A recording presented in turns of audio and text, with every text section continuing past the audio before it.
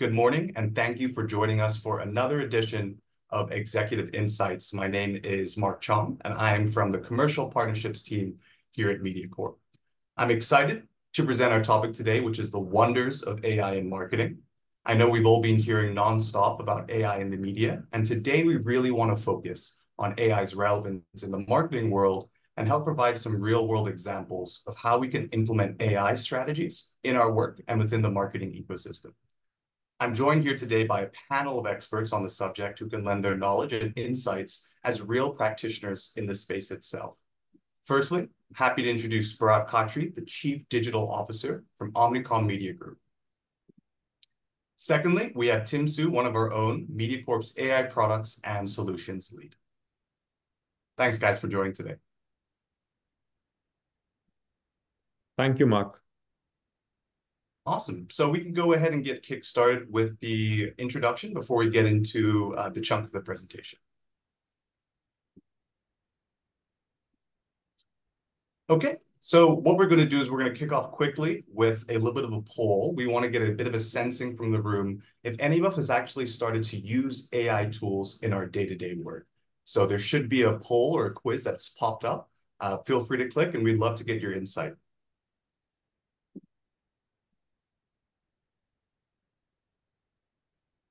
Take a couple of minutes here while we look for some responses.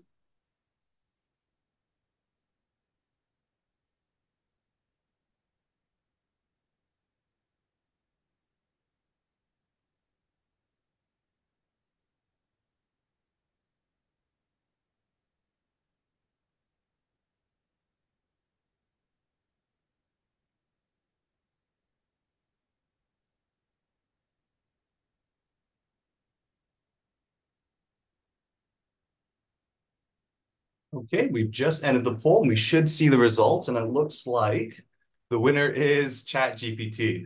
Awesome, yeah. So one of the most popular AI tools there coming up in the front, no surprise. And of course, Copilot coming in second, which is the rollout from Microsoft. So a lot of you would be using it as part of your Office 365 ecosystem. Okay, great.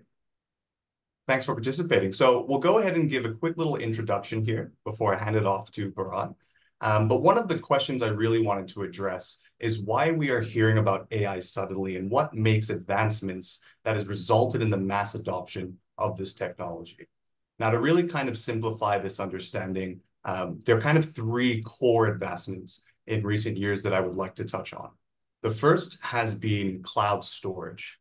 And what this has done, it has made a massive amount of data, quality data, to be accessed really efficiently. The second is advances in chip architecture. I know a lot of us have been hearing things with NVIDIA, and what this really allowed for is massive leaps in numerical computing and processing power. The last pillar is statistical research, which has coincided with these tech advancements and really resulted in breakthroughs that have allowed raw data inputs to be available for machine learning, which has allowed us to really provide meaningful and end uses for implementation. So when we look at that graph to the left here, AI has existed for quite a long time, as many of you may know, but we're now reaching the stage where in 2015 to 2023, we're really starting to hit that benchmark where AI is starting to actually mimic human capabilities, which is a really exciting time.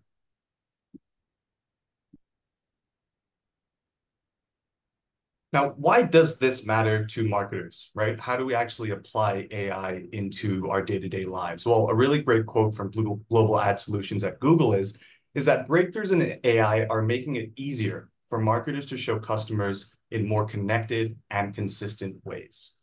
And what this really means is that we can find new customers efficiently through their own consumer data. We can get deeper insight into where we see demand opportunities for consumers. And one of the really cool things for us, of course, is the emergence of a wide array of interactive solutions that have enabled us to enhance user experience through a whole different slew of different interactions, which we're seeing both that some of the younger generation is extremely used to, and we'll also go into some of the new advances in that technology, which makes marketing really exciting that we need to be on the cutting edge of. In essence, advances in AI enable marketers to work more efficiently and effectively. It allows us, through that data, to deliver personalized experiences to customers. We can make data-driven decisions. We can optimize campaigns and improve that performance. And of course, one of the big considerations is ensuring compliance with data regulations. So we're going to dive in this to detail. And to help explain this, it's my pleasure to hand over the time to Bharat. Bharat, take it away. Thank you. Big thank you, Mark. And I'm really excited, and big thanks to the wider Mediacorp team for inviting us. I think over the next 15, 20 minutes, we'll quickly give a quick landscape in terms of how this overall generative AI gameplay is happening. And before I go more deeper in terms of what's the impact and we as Omnicom, how we are leading the charter in the market, I thought I'll quickly do a small crash course. It will be a small crash course for the wider people to understand what it's all about, generative AI, why there is so much hype, and what are the use cases that we are seeing. So quickly, if I just talk about when I did a little bit online research to get more into the formal definition of generative AI, I was surprised that even World Economic Forum recently released the formal definition sometimes in Feb 2023. So as per World Economic Forum, easily talks about the generative AI refers to a category of AI which is actually able to create new content in form of images, text, audio. But if we go a little bit more deeper, because AI is not new to us, it's been more than 75 years old technology. In the media industry itself, more than 2 decades, people are using AI for planning strategy. But if you have to think more about what are the key components or the main areas which is differentiating the traditional AI with Gen AI, these are the two pillars: neural network and natural language processing. Again, to simplify, think of neural network as a technology which is designed to mimic human brain. There are millions of artificial neurons which are connected to each other, firing at the same time, passing on the comms and the data to create an input A into an output B. And on the other side, we have natural language processing, which is a technology that is able to make people like me who don't know SQL, Python, or HTML5 types of language to make computers understand what the requirements I have. So how can humans engage with computers in a more natural and an intuitive way? As we progress, I think the first thing which comes to everyone's mind is how the generative AI technology works. So again, to just simplify, I think in the poll, I was super excited to see a lot of people talked about that they've already used some type of Gen AI applications like ChatGPT or Microsoft Copilot. Most of these applications are built on the foundation of large language models. And again, think about large language models as a class of probabilistic models that try to learn patterns in the natural languages. So every user inputs certain types of text. These texts get converted into a numerical representation. And then these numerical representation go deeper into these large language models, which is being trained on massive amounts of text data. And the final output is what we are now seeing in the form of image, video, or audio. But basically, if we have to go a little bit more deeper, I think this chart will help you understand how these large language models are operating on the back end. The model considers what is the possible next word that they can pick in from their initial set of batches. And when I go more deeper, I think, like I said, it's pretty much not new for us. Somewhere down the line, 2016, 2017, we started seeing these predictive algorithms coming on our algorithm on the keyboards that we use at our phone. So every mobile device is already giving you a lot of prompts, a lot of inputs in terms of what can be the next word as the moment you type. So the technology was already there. It is all about how this technology is now making a wider impact on consumer behavior. So this brings us to the next section. And like I said, over the last 5 years, we have seen some of these trends are largely dominated into these key focus area because the consumer consumption trends are mainly focused around some of the categories like streaming. And when I talk about streaming, again, when it comes to the Gen AI application, some of you might have seen the episode from the Black Mirror movie Bandersnatch, which came on Netflix. The Bandersnatch episode gave an option to the consumer to select what is the next type of content episode they want to watch. And the sequences were all designed by the consumer. So for a consumer or a user, it looks quite fascinating and easy and seamless. But on the back end, there was a complex algorithm which was deciding what content should be recommended next. Similarly, if we see there is a new series which is being released on iFlix, which is Deepfake Neighbors, in which people are now selecting their favorite celebrity. Their celebrity has given the consent to use their IP. And based on this whole AI, Gen AI technology, people are able to create content in the deepfake environment. So this is just the starting, but we are seeing a lot of new applications coming in the streaming space. And this is personally my favorite. A lot of my cousins, the teenage ones, are looking for personalized content nowadays. So I go to the stimulation, select the cast, select the hero, select the setup and the scene what I want. And then with the help of basic prompts, I'm now able to generate personalized cartoon series for them. So this is how we see the Gen AI will massively impact the overall streaming landscape. But at the same time, when I start thinking about Gen AI application in the social media, it is a little bit sad that we see more toxicity coming on social media. There are a lot of bad actors who are using these Gen AI based application to spread more fake news, more misinformation, and not utilizing the technology in the right way. And on the other side, most of these large language models, what we talked about, are using open internet data to train these models. And we already know on this open internet data, there is already a lot of biasness about us as humans. So all these incorrect information is also being feeded into these large language model, which eventually is driving more toxicity on the social media platforms. At the same time, I also witness a big, massive change which is coming because of Gen AI. As a consumer, we are tend to hide our real world identity into the virtual world. And with these platforms like character.ai, it's a fantastic opportunity for people now to create their own virtual avatar so that they don't need to showcase the real world Bharat into the virtual world. And this also brings a challenge for consumers and brands because I might act in a different way in the offline world, how I will now act or buy, purchase products in the real world. Similarly, if I talk about health and fitness, again, Gen AI is bringing massive disruption. There is a lot of movement, what we are seeing in the smart wearable device space. I'm using the smart wearable device called UltraHuman.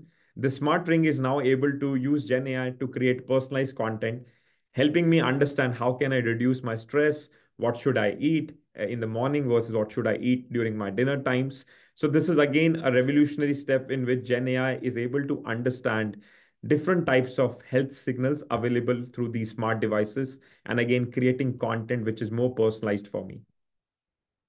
Last, it's also about gaming. And in the gaming space, I think Mark touched in the starting about the revolutionary that we are seeing in the chipset space.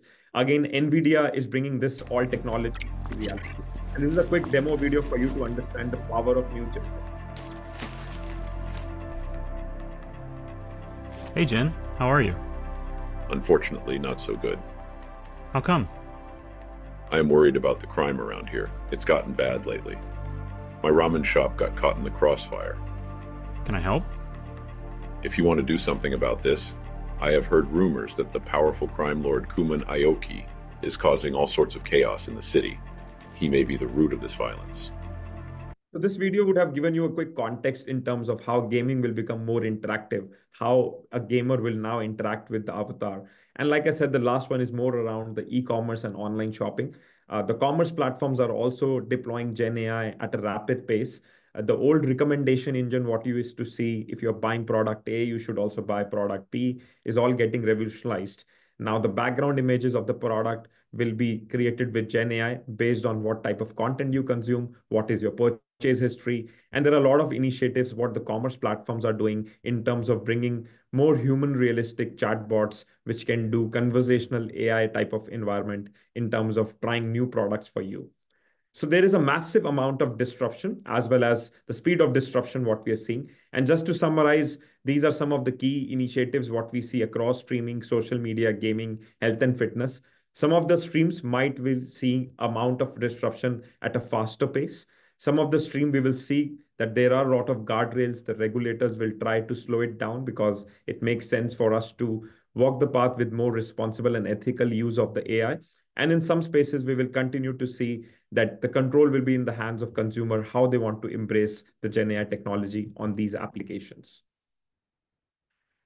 What this actually mean for marketing, I think this is one of the pivot points, what every brand manager wants to understand. And me as a marketer also try to navigate that if the consumer shift is already happening in terms of using these Gen AI applications, how can we take this utmost advantage and get closer in terms of deploying this into day-to-day use case? But before I go further, I think the first thing which comes to every marketer's mind. Am I going to lose my job? And the reality, what I said is about you won't lose your marketing job to AI, but you might lose job to a marketer who is using AI. And even Andrej, who is the founder of OpenAI, he also talked about that the hottest new programming language on planet is English. So like I said, we don't need SQL, Python, these languages to interact with these GenAI application. The NLP is actually helping us move at a faster pace. So as a marketer, it's now up to us how we want to embrace AI. And the good part, what we are feeling right now is about these tools and applications that we see every day being getting launched is bringing a lot of democratization in the whole AI space. As a consumer, as a marketer, everyone is getting the same power right now on the same mobile device or on their desktop. So everyone can become a creative artist. Everyone can try to build their own application, and the opportunity is becoming limitless. While we have seen a lot of these opportunities coming into the Gen AI space, we are also seeing the rise of digital humans. And with this whole Gen AI, people are now able to create digital humans, meta humans at a faster pace, which is more personalized. You might have seen a lot of influencers on Instagram, which are being created by brands as virtual influencer.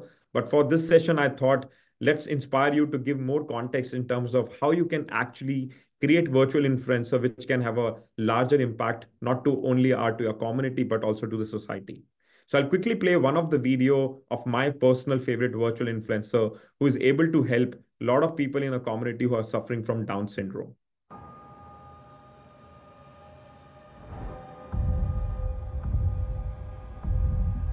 I don't see people who look like me on social media.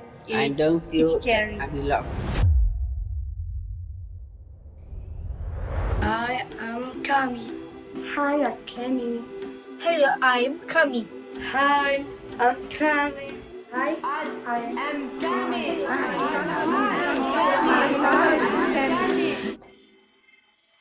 We are all Kami.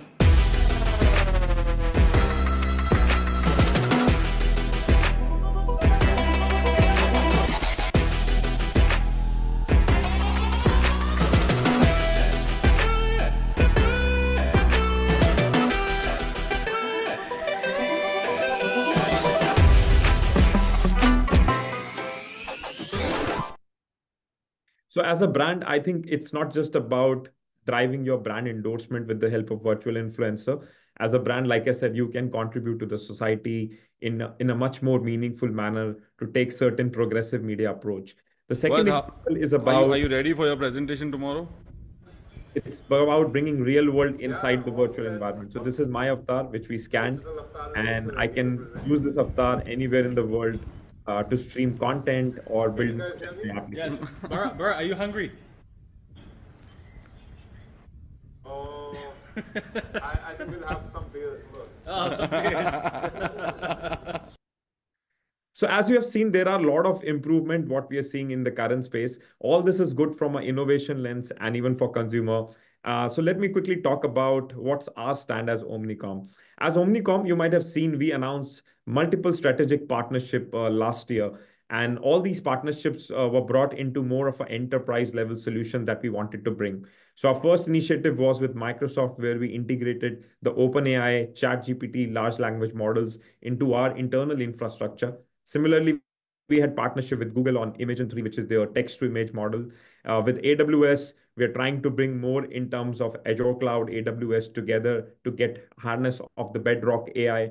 And similarly with Adobe, it's also about how can we utilize these Gen AI model to bring more creativity for our teams. So all these enterprise level models, what we have done is we have created our own infrastructure. And this whole infrastructure gives us a lot of control in terms of what type of outputs we want to generate for our employees.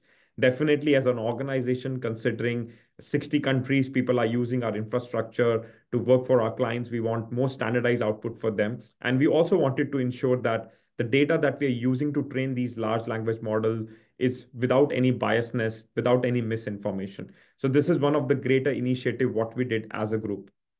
Internally, we also have a task force, and on the call, if you are a brand manager and trying to embrace AI in your organization, I would highly urge you to start forming your internal AI task force. Why this AI task force is much required? Because one, you bring diverse set of people from your organization, some from technical, some from the legal department, some from the brand team, marketing team. All these diverse people will actually have their own viewpoint in terms of how we need to embrace AI. So as Omnicom, we have created our own AI code of conduct. We make sure that the use cases are ethical. We make sure there is a human control before the output is being shared with our clients or with our partners. And we are also making sure that the use case of AI is just to amplify creativity, not to replace our humans. So while we have seen all these code of conducts and the partnership, what I talked about, what was the final output? So over a hard work of last 6 to 9 months, we have now launched Omni Assist agents. These are agents which are like an extended arm to my employees. And these are all available in the beta offerings to our employees right now. We're testing them out in terms of both the inputs and the outputs, how we are harnessing these agents to create more meaningful, more productive work for our employees. So rather than me going on individual agents, I thought I'll quickly play a demo for you to understand how these agents come to alive in our real world environment. So this is our open orchestrating marketing platform, Omni. Omni is being used across 60 markets by more than 10,000 people. Not only our employees are using Omni, but our clients also logged in into Omni to work in collaboration with us. So as you can see, I'm working on a demo brief, which is around athleisure brand. I wanted to launch a new brand in the athleisure space. And I have got some brief details from my client in terms of what is the brand objective. And now with the help of Omni Assist, which are our internal agents, I'm now able to run through the same input prompt and create an output in terms of identifying what should be the target audience. So on a single click, I'm now able to understand that I need to add 5 audience layer in terms of yoga enthusiasts, multiple audience cohort, which generally used to take lot of weeks of time to do the research. Similarly, when we go more deeper into cultural insights, we have built a technology tool called Cultural Q, which is a proprietary tool. This tool uses the same AI functionality of NLP, what I talked about, and it harnesses the open web data through the social listening. We're able to understand what are the cultural trends and the movements that we are seeing across the internet space. So again, I'm trying to run this query for athleisure apparel, people who are into yoga enthusiast space, what type of cultural insight I can harness. So using the same assist feature on our ChatGPT model, we are able to understand more about these cultural cue insights, what type of content people are focusing on, and again, reducing a lot of time what our strategists would have to do over weeks of research. So these are some ways in which we are trying to bring better productivity in terms of how can we plan our media, do our audience research. And at the same time, we also thought about how can we take it to the next level. And the next level is all about understanding the audiences, what we created. Like we see, there are a lot of fragmentation happening in the digital world. Everyone wants to move audiences from one platform to another platform. But at the same time, the challenge is that every platform understands audiences in a different definition. So on my screen, you can see there is one of our feature called Audience Explorer. Within Audience Explorer, we can actually build audiences for our brands using different sources of data. But at the same time, the challenge is for a planner to convert this communication to a brand manager, it's always difficult. So how can we make it more meaningful? So how can we make it more humanized in terms of defining these audiences so that whatever media we buy, whatever platform we integrate, every platform understand the audience in the same definition.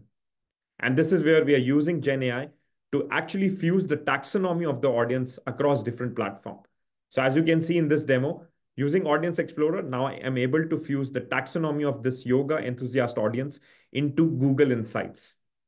Using the same taxonomy of your audience, without moving any IDs, we still want to be in a privacy safe world. We don't need cookies. We don't need device IDs. Without these identifiers, we are still able to identify the same audiences and what content do they watch, what is the behavior in the world of Google. And this gives another opportunity for our teams to seamlessly integrate their media strategy onto the Google platform and then activate these media to drive better outcomes for our clients. So these are certain use cases what we have built, and the journey doesn't stop here. We also wanted to understand more about influencer space.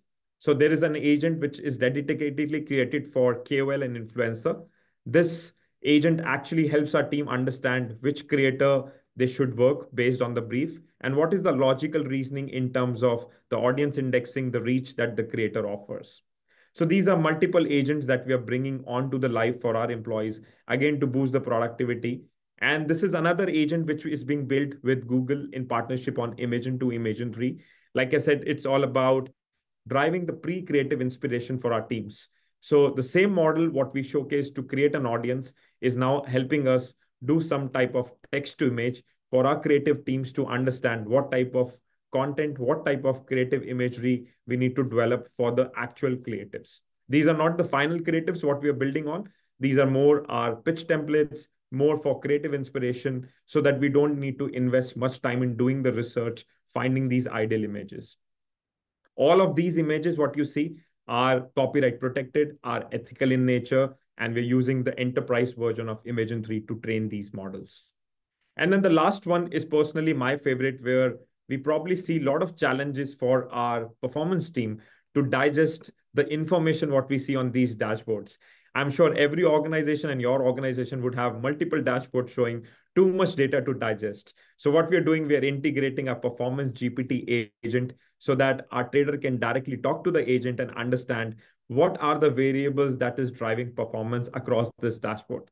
So on a simple prompt, we can understand which creative is driving better value and which is the idea of the strategy that will continue to perform better for us. So these are certain use cases what we think will be good enough. I will hand over back to Tim to talk more about what interesting Mediacorp is doing in the AI space. Tim, over to you. Thank you, Bharat, for the insightful sharing. A very good morning, everyone. Yes, I have an self-intro page. Let me just move back to the last slide. Cheong or Mark, can you move to the previous slide?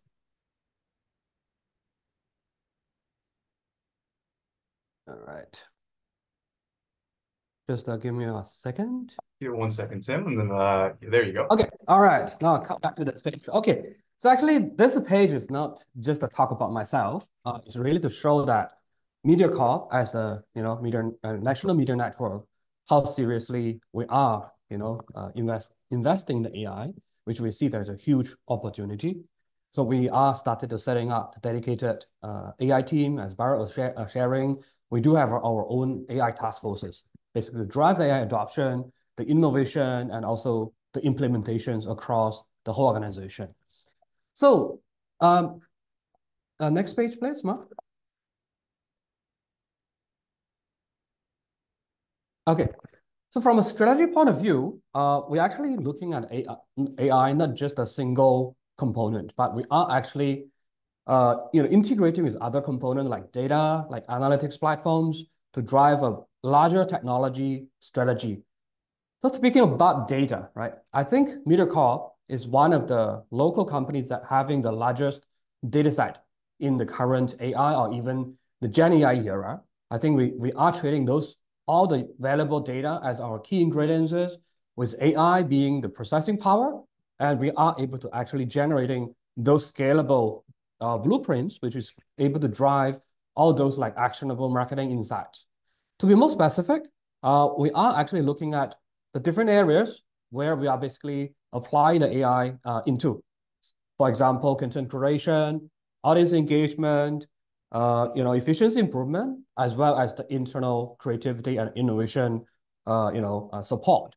So let me give you a couple of examples of how AI has been adopted and is actually driving some of the innovations across the organization. The first one is actually about personalized content creation. So if you are a sports fan and you have been following MeWatch, you probably noticed that during the last World Cup, FIFA World Cup 2022, we have produced a lot more content on MeWatch. So imagine there's a match and Messi had a goal. Right after that moment, we are able to clip that out and make that ready to be published across our different platforms, thanks to this AI solution, right?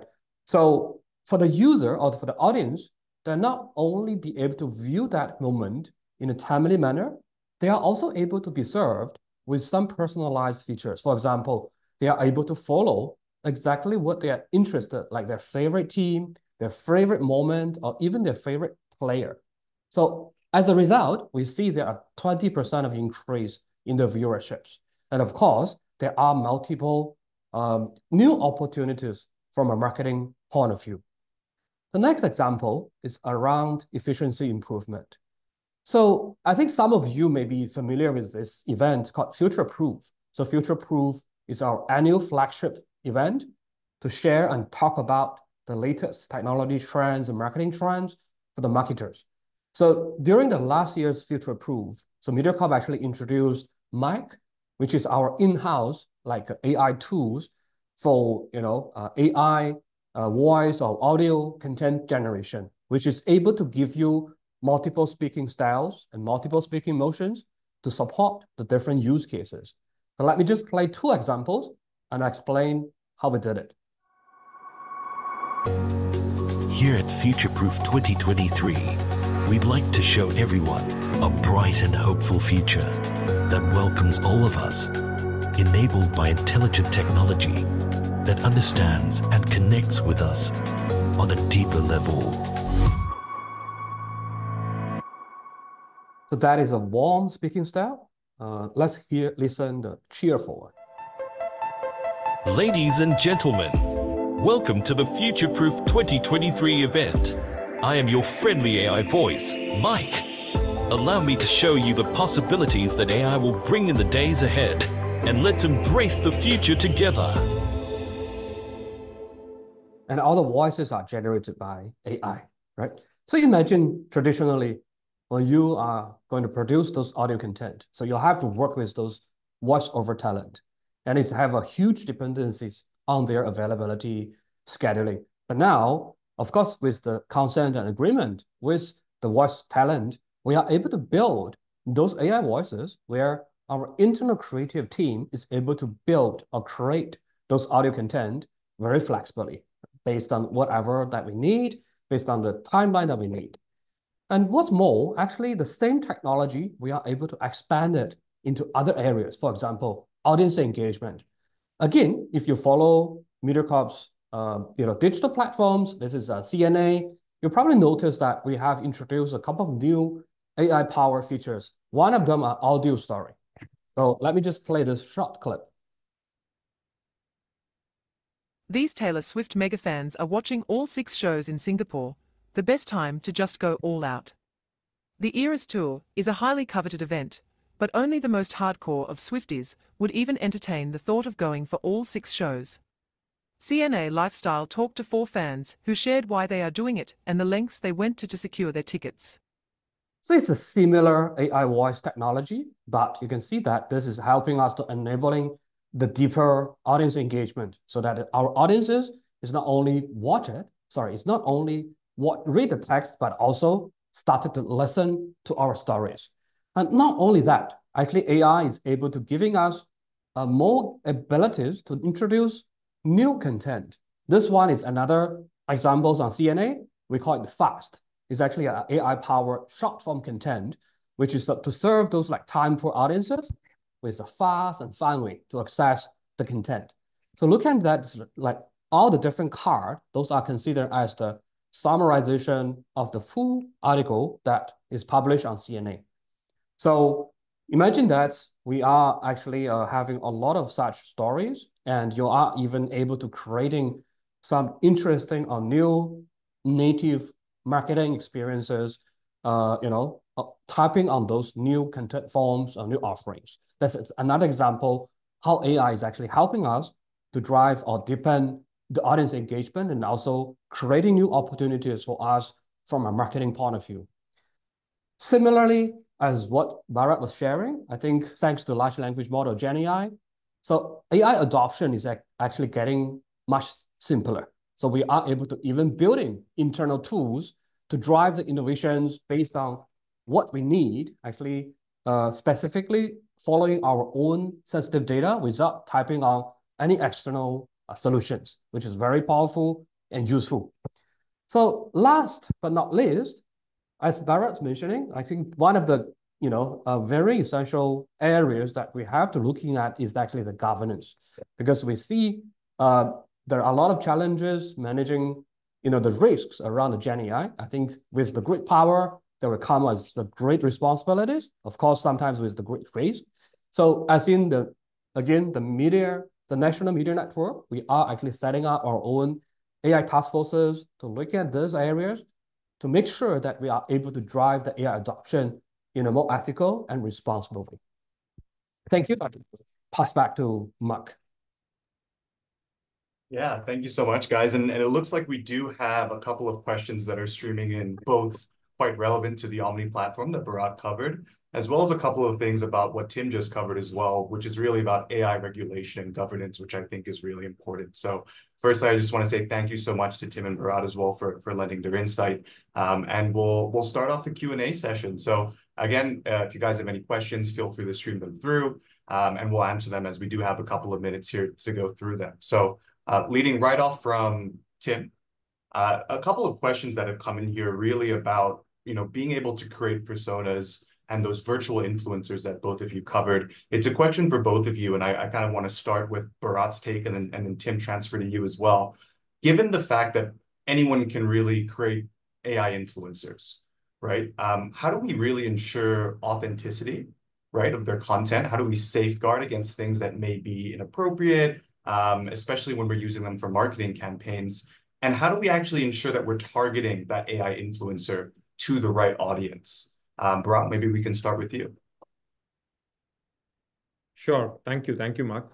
So I think overall, if we see from a strategy point of view, the influencer space continue to get more disruption with these virtual influencer. Internally, what we have done, we have built a technology called Omni Influence, where we have a direct API with some of the creator platforms like Instagram, TikTok, YouTube. So we are able to harness first in terms of the creator analytics.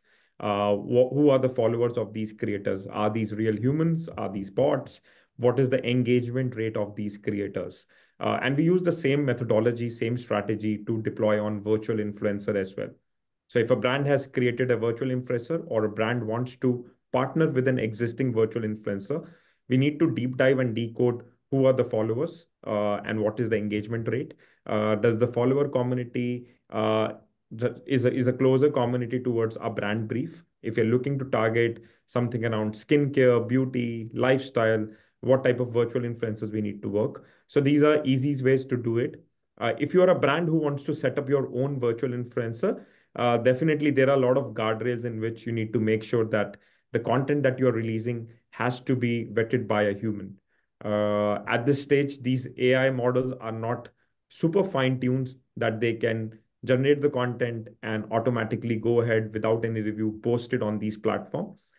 So any brand who is trying to set up their own virtual influencer, use any of the openly available tools in the market like Synthesis 2.0, justbart.ai. These are certain platforms which can help you build your own virtual influencer, but make sure you have an internal team who watches out the content which is being produced before it goes live. Yeah, that's really helpful, Bharat. I appreciate that. And I think that, Tim, to kind of gear this question to your work, you mentioned that, we're using the IP of some of our Mediacorp news personalities, right, to broadcast the news. But with AI, we can kind of sample some of that, and there might be kind of a risk of almost fake news being out there using these IPs. How do we ensure that from a news media perspective that we have the right people saying the right things? What kind of safeguards do you sort of think about when working with AI in the newsroom? Yeah, thanks for the question, Mark. I think, first of all, the trust is very important, especially in the current days when we are engaging with audiences or our users. So the transparency is the key, I guess. So where, for example, when we started to introducing some of the AI-powered content, right? So one of the principles that we have to adopting is that we have to make sure that the user or the audiences is aware of that, meaning we have to declare or disclose the content is actually generated by AI. So we shouldn't that generating something that mislead people. We have to give them the trust, give them the transparency to make sure, especially it is related to some kind of like real personalities out there, right? So it's not something misleading people. People may not misunderstood that, oh, this is actually generated by that real person, right? I think that level of transparency has to be there. And also I want to resonate what Bharat was mentioning. So at the end of the day, I think AI is still kind of like being a supporting tool. So you always have to have some human touch before you are actually publishing that content out to the market. Yeah, no, thanks, Tim. And I think it's important here as marketers that AI is a tool that facilitates our work, right? At the end of the day, it is still technology that is relatively new in the sense of our mass adoption, and there has to be a human element to almost act as that check and balance. That's great to understand here for the group as well. Pivoting a little bit more to Omnicom, we're getting tons of stuff on the Omni platform, Bharat, which is great. Really impressive demo. I think the fact that there's tons of different tools there, not only to assist with marketers in their day-to-day work with working with briefs, but actually getting more AI tools introduced. It almost kind of walks you through it. One of the first questions we got was, how do people actually engage with the Omni platform? Is it a B2B product? Is it B2C? How do you see this roll out? Sorry, Bharat, you're on. Sorry, I was on mute. No, great question. Yeah, Omni is, like I said, is available across markets. We do work with B2B marketers as well. So the same functionality, what I talked about, whether it is building an audience set, activating these audiences, or even doing the final measurement in terms of how the investment strategy is working. All these is a one-stop solution under Omni umbrella. And happy to work with any B2B marketers on building strategy for them. So yeah, so it's available for both B2C and B2B. Awesome. Yeah, good to know. So I think if anyone's interested in utilizing that platform, Bharat's the guy. Feel free to reach out to OMG to learn a bit more. We have another question. It seems to be that some of the questions coming through the chat, especially when we talked about authenticity, that seems to be kind of a topic that's a little bit of a growing concern. It could be perhaps that one of the attendees here put that we are seeing a flood of AI generated content. And I think with all technologies, there's always sort of that hype cycle. We see a ton of utilization. Would love to hear from both of you. Tim, maybe we start with you as well. We're seeing a flood of generated AI content. Do you think there'll be somewhat of a point where people might almost kind of reverse, right, their tendency to trust AI in terms of content and kind of lean back to authenticity? How do we kind of toe the line between AI content and real people? Yeah, I think this is definitely something happening right there. So I think it's definitely not an easy job to turn around on some of those kind of like the perceptions, right? I think the trust is not built just by one day. I guess there is something that we have to really looking at it from different levels. One is from the regulator level. I think we see that we're monitoring the space that where there are more and more strict regulations, like how we're going to use those like personal data. For example, I think recently MDA just launched that kind of like regulatory advice or guidelines. I think there are more and more similar kind of, I would say, frameworks released basically to give a guideline for those like companies to follow from a content creation point of view. Then the other one is actually more of a protection point of view. I think about like Mediacorp as we are having a lot of different IPs and which is available out there in the market, in the social media. So how do we actually protect those our own IP, our data, which can be easily, imagine downloaded and used to generating some deepfake technologies there. Right? I think those are the areas that we have to think about from a larger technology or even regulator point of view, and make sure that we have the right, I would say, policies that even internally, and when we are guiding those like content creations or data protections out there. But I think overall, that this AI wave is something that inevitable. We definitely have to basically put a bit of more patience. We have to be basically working with a different level from the regulator, from the consumer, from audience level to see that how eventually that we can come to some point that, there are certain actions can be regulated, can be properly guided, make sure that everything is actually protected and also the risk is mitigated. Yeah, thanks a lot, Tim. And Bharat, similar question on your side. And I think, this is more of just a candid discussion on, even from your personal preference perspective, right? And you showed Bandersnatch. Those are some of the organic ways that we're combining AI on the back end. We don't really see it. From your perspective, how do we to that line? Is it going to be the case where it's going to be seamless to understand the difference between AI and what's real, or do you see a little bit of a push and pull in the next couple of years? No, there will be definitely a lot of push and pull. I think the key is to find the right balance that maximizes the effectiveness of any sort of content creation, whether it is for paid media or organic media, or even an advertising campaign. What we are witnessing right now, it's maybe there might be three possible future scenario. Like I said, the technology is still disrupting. It's quite new. So it's difficult to predict what will be the future in terms of content creation, whether entire content will be created by AI or not. But like I said, there are three possible future scenarios what we are able to predict at this stage. One is there would be a massive explosion of AI-assisted innovation, what we have just started seeing in that people will use a lot of these AI tools. The natural language processing will reduce the time and the effort to create these new ideas and the pieces of content what we are seeing right now. And possibly the human creators will devote time to edit these content, which is being created by the AI. And there would be a lot of creative projects which can move forward at a faster pace. The second scenario, we are seeing machines will monopolize creativity. This is a second possible scenario in which there will be an unfair algorithmic advantage to AI-based content compared to authentic human creativity. And why I'm saying this, because the AI algorithms will trend the AI-created content more than the human-created content. Because at the end of the day, it's the AI algorithm right now on my social feed which decide what content should I watch. The third scenario, which is a very high possibility, the human-made content will demand a premium. In this scenario, we are assuming there will be a tech clash where humans maintain a dynamism in terms of how they will outperform the algorithms, how they cannot compete with algorithm, but most likely humans will retain the ability to have a significant leap in creativity, which algorithms might not be able to achieve in the shorter duration.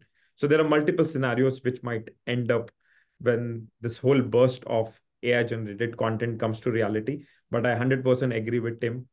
Any platform, any brand manager, any marketer, any agency, whatever content you are creating using AI, please disclose it. Please have the consumer sharing this information that the content is created using AI. Yeah, no, that's really important. And I love the way that you've put into kind of three different scenarios. We don't know, right? Is the simple answer, right? And we have to kind of prepare for each. And I also see a future where it is going to be a premium, right? Because it's easy. When everything's easy, it gets a little bit cheaper in terms of cost. So yeah, some really great insight from both of you. Again, it's really about safeguards. It's about building trust. It's about understanding what type of content you're putting out and making people aware, right? That transparency is important. There's one really great marketing question that I want to ask Bharat as well that came through. And really, I think this kind of summarizes why we're here today, right? It's really about boiling down, you mentioned, Bharat, about building a team. Tim, you're part of that team that was brought in by Mediacorp to start having that internal stakeholders who have that corporate knowledge, who can apply it to certain solutions. If I'm someone completely new to this space, Bharat, help me out here. Where do I start? What's the first thing that I do? Yeah, I would say start with basic steps. Most of the platforms, if you're using as a brand manager, the platform is already offering you some bit of AI capability. So if you're using Meta for advertising, they have something called Advantage Suite Plus, which helps you build AI-based strategy in terms of your bid, your budget analysis. Should you advertise more on Reels versus Stories? Similarly, Google have their own platform-based AI. So start small with these AI-based capability. Second is think about how can you create a custom GPT for your organization. Your organization would be sitting on tons of data. It might be sales data. It might be consumer data. So how can you have your own infrastructure? In the current scenario, I think the ChatGPT custom subscription is hardly $20 a month. So think about how you, for your organization, create a custom GPT so that your data is secured in your environment and you are able to make it more personalized for a wider use case rather than using the freeware tools which are available on open internet. And then the third is, like I said, once you plan to roll it out to the wider organization, make sure you have a task force which is diverse in nature. You have different voices on the team, not just from the brand team, but also from the legal team, from the procurement team, from the marketing team, from the D&I team, to ensure that the outputs that are being generated by your custom GPTs are ethical and responsible in the nature for your wider organization to embrace this AI journey. So start with basic steps. That's my recommendation. Yeah, that's really good insight. And it seems like it's a team effort working with Tim as well. I understand that, one AI guy is not enough. You need everyone who has a key stake in things. You need their perspective. That's really important. I think one of the things that I'm trying to understand, even as we apply to this webinar, Bharat and Tim, you mentioned getting started with sort of the already existing AI platforms and tools. From your experience, Bharat, was there almost like a trigger point where we said, it's time for us to build something in-house? So every brand or every marketer would love to have a custom AI solution, because every brand, every business have their unique problems that they would try to solve with AI. But like I said, I think it's all about embracing AI in the short run. The opportunity cost of doing nothing at this space, because a lot of marketers I interact, they say, this might be another metaverse hype. Let it settle down. Let me see what is the ideal solution that the market will create for me to embrace in my business. But the hard reality is the opportunity cost of doing nothing at this stage is higher than not testing it out. So like again said, test out the existing available solutions in the market before you move into a custom AI solution approach. Awesome. Thank you so much. Tim, we're sort of wrapping up here, but there's one question that came in, which I think is really important. Again, it's about forming an AI team, which shows that the audience is already, as Bharat mentioned, thinking about getting started, right? From your perspective, let's say you are a small business, right? Maybe you're a boutique agency or something of that nature. Do you think it's required to kind of bring in an AI lead or an expert who is already well-versed in this space? Or if you're a layman, are there some sort of courses or maybe ways to upskill yourself so that you can feel a little bit more comfortable with what Bharat mentioned of really just getting started? Yeah, thanks for the question, Mark. I think, again, there are two different, I would say there's several different levels. One is from the expert's point of view. Actually now, to form an AI team, the required expertise or the kind of like roles are kind of like different, as Bharat was sharing earlier, right?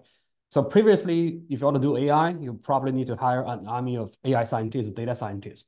Today, there are a lot of available AI tools for you to start with. For example, I've just mentioned a couple of examples like Google, Gemini, Microsoft Copilot, or even like, there are Perplexes to do the research and planning. There's plenty of easy tools for you to use to drive your, let's say, internal, even the marketing activities. So I would say the expertise or the investment that required to build some teams is actually lower. The barrier is actually much lower now. So previously, as mentioning, you just need to, data scientists, but now probably you need someone with a bit of like technical background, but definitely not to the level of the scientist level. The other one is, as Bharat's mentioning, right, that the low code and no code tools available there for you actually to build something that customized to solve your problems, is the barrier is also much lower. So from building a solution to integrate with the large language model on the API level, to Bharat's point, again, building a custom GPT or you're building a custom Copilot, right? I think that probably becomes the trend. The agentic workflow, so building an agent to perform some of the tasks, I think is much easier. It doesn't need to have an army of the engineers to do that. But I think one of the suggestions is you have to follow a certain right architecture, the right guardrail. I think that is something that you have to basically invest a bit, especially from a training or certification point of view, right? On top of that, it's easier getting the implementation done. But at the same time, it's even more important to looking at the ethic part, which is the architecting, the data protection, and also the guardrail. So that's my suggestion.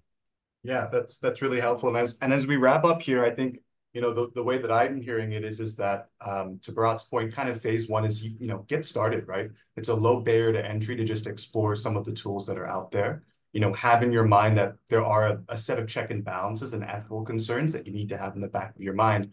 And to Tim's point, you know, that barrier entry is so low for us to experiment. I think as we progress and you start to see maybe you need a little bit more customization in how you implement some of these mass adoption tools, you know, that's when you start bringing in more experts. But again, it doesn't need to be a data scientist. It's someone who just understands how to connect, right, with the different wide variety of existing platforms. Google, Meta, we all know that they're pioneers in the space. How do we work with them, right? We don't need to always start from the ground up. So, you know, that's really kind of the big message I think we want to get across is, you know, do something, do some research, use some of the widely available tools. And I think we're all on this journey together, especially in the marketing space.